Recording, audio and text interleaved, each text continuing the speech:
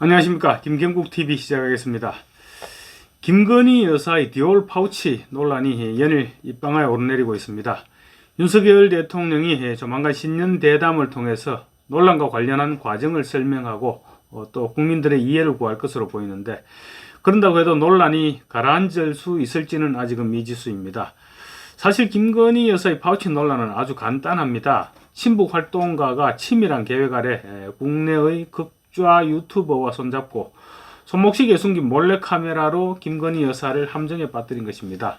팩트는 딱 여기까지입니다. 물론 김 여사가 그 과정에서 적절하게 대응하지 못했던 부분에 대해서는 유감을 표명할 수도 있을 것입니다. 그렇지만 문제를 더 근본적으로 살펴봐야 됩니다. 김 여사에게 파우치를 전달했던 최재형 목사, 이 사람은 김 여사의 고향인 양평, 고향 선배라고나 할까요? 김 여사가 72년생이고 최재형 목사가 62년생, 하여튼 60년대 초반생 정도 됩니다. 그러니까 고향 선배 정도 되는 것 같습니다. 이 사람의 정체가 하나둘씩 드러나면서 디올 파우치는 단순한 몰카 취재가 아니라 더 근본적인 공작이 도사리고 있는 것이 아니냐, 이런 의혹이 일고 있습니다. 최 목사는 지난 22일 국회 소통관에서 김건희 특별검사법 수용을 촉구하는 기자회견을 했습니다. 기자회견장에서 이렇게 얘기했는데요. 저는 그러니까 우리 보통 인정, 정을 오를 의자입니다. 정을 의로 성화시켰다. 그러면서 몰카의 정당성을 강조했습니다. 한마디로 멍멍이 소리입니다. 의를 앞세웠다, 공익 목적이었다 등의 말이 진심이라면 왜 몰카를 촬영해서 1년 몇 개월 동안 폭로하지 않고 장롱 속에 품고 있었던지 그 부분부터 설명해야 될 것입니다. 함정을 파놓고 김 여사가 파우치를 들고 공개석상에 나타나기를 기다렸다는 것이, 이렇게 보는 것이 합리적인 추측이 아니겠습니까? 그러다가 김 여사가 더 이상의 함정에 빠지지 않으니까 뒤늦게 총선에 활용해 보겠다고 지금 폭로한 것입니다.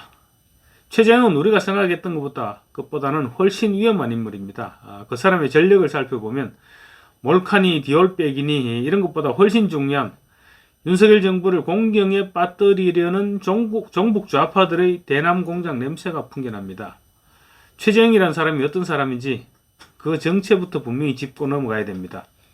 최재형은 미국 국적의 대북 활동가 정도로 알려져 있습니다. 그렇지만 단순한 대북 활동가라고 하기에는 최재형의 행적이 너무나도 친북 한적입니다. 북한을 수시로 드나들었습니다. 그뿐만 아니라 금수산 태양궁전과 혁명열사릉 이런 북한의 독재 체제를 기리는 온갖 기념지를 찾아다녔습니다. 그러면서 북한 방문기를 연재하기도 하고요. 북한 정권을 찬양하는 온갖 글도 기록으로 남아 있습니다. 미국은 나쁜 나라고 북한은 정당한 나라라고 하는가 하면 반국가 반미 그리고 친북 행위를 수도 없이 해온 인물입니다.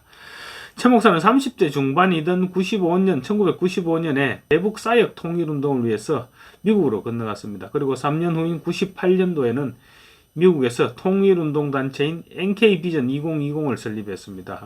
자금 출처가 어딘지는 모르겠습니다만 어쨌든 간에 재미교포 신분을 이용해서 2015년부터 북한의 교회와 종교기관들을 수차례 찾아다니면서 여러가지 저수로 활동을 했습니다. 북한의 교회를 가다 평양에서 서울로 카톡을 띄우다, 북한 바로 알기 백문백답, 평양에서는 누구나 미식가가 된다, 북녘의 종교를 찾아가다, 이런 북한 찬양 일색의 책들을 문재인 정권 기간 동안에 집중적으로 출간했습니다.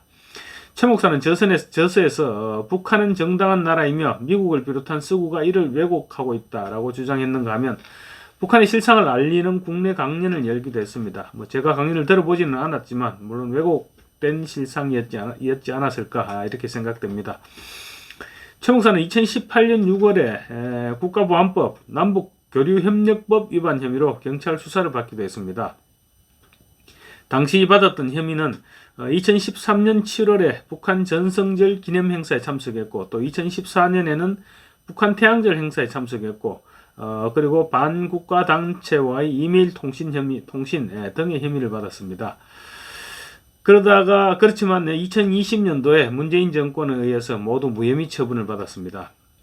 문재인 정권으로부터 면죄부를 받은 뒤부터는 활동이 더욱 왕성한 활동을 했습니다. 미군을 나치에 비유하는 등 반미 행보도 눈에 띄입니다. 북한의 반미 사상 교육 장소인 황해도 신천박물관을 찾았던 최 목사는 이렇게 얘기했습니다. 6.25 전쟁 중에 미군에 의해서 처참하게 주민들이 학살됐다. 그러면서 미군이 나치처럼 주민들을 학살했다. 이런 식으로 설명하기도 했습니다. 실제로는 인민군의 만행이었습니다. 또 최 목사가 미국에서 공동 창간했던 인터넷 매체 프레스 아리랑은 북한 당국의 논평이나 소식을 그대로 게재하고 있습니다. 그리고 윤 대통령 탄핵 주장 논평, 반미 성향의 기사도 다수 지금 출고하고 있습니다.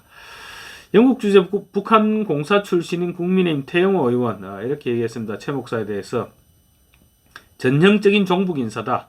종북 인사에 대한민국이 더 이상 놀아나서는 안 된다고 주장했습니다. 30년간 공안검사로 활동했던 황교안 전 국무총리 SNS를 통해서 이번 사건은 종북 좌파들이 윤석열 정부를 흔들어 전국 혼란을 초래할 목적으로 벌인 대남 공작이다. 이렇게 규정했습니다. 황 전 총리는 또 검찰 재직 시 공안 업무를 오래 해온 사람으로서 감히 말씀드린다 하면서 이런 얘기를 했습니다. 내용을 보면 이번 최재형의 김건희 여사 접견 영상 폭로는 단순 몰카 공작이 아니다. 우리 윤석열 정부를 큰 공경에 빠뜨리려는 대남 공작이다. 몰래카메라니 아니니 또 디올백을 받았느니 아니니 하는 문제를 따지는 것보다 훨씬 더 중요한 부분이 바로 그 점이다. 이 사안은 총선을 앞두고 이재명 대표의 재판 등 야당의 불리함을 만회하고자 종북 좌파들이 벌인 대남 공작의 일환이라는 큰 틀에서 바라봐야 된다. 그것이 문제의 본질임을 명심해야 합니다. 이렇게 적었습니다. 만약 윤 대통령이 담화를 통해서 몰카 공작 파우치 건에 대해서 소상히 설명하고 유감을 표시한다면 그 후부터는 이제 보수 진영에서도 대대적인 반격에 나서야 됩니다.